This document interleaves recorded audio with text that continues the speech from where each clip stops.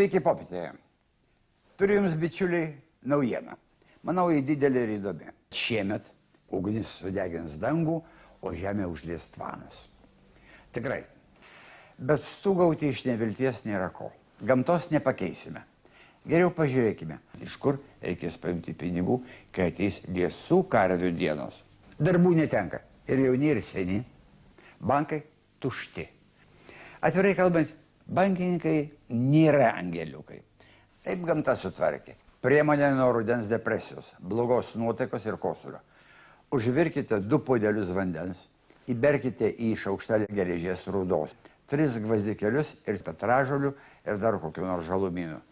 Palaikykite puodą 5 minutės mėšle.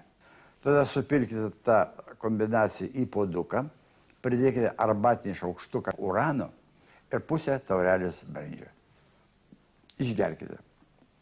Skonis žiaurus, bet gali padėti. Kokią dozę? Kiek įvaliosite, suvalgyti. Po to atsipūskite ir dar kartą. Atėjo laikas pripažinti, kad mes, lietuviai, dažnai būnam gudresni, negu atrodome.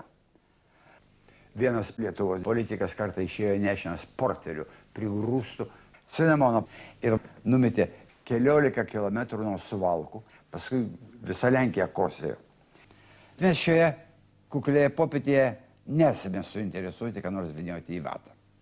Šarūnas Jasikevičius paėmė į nelaisvę Obamą ir nuvežė į kolchozą ir pareikalavo nulupti jo odą, iškimšti ir suorganizuoti dešrų gamybą.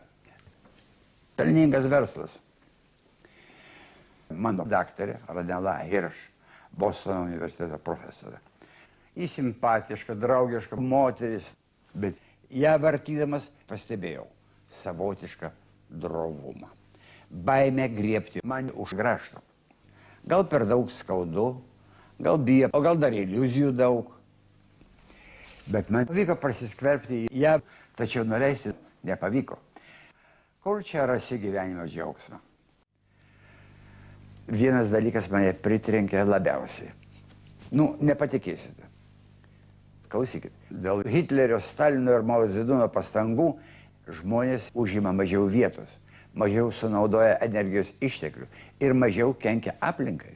Tai būtų visa išmintis, kurią man pavyko surankioti. Jeigu abejojate, eikite jūs visi po velnių.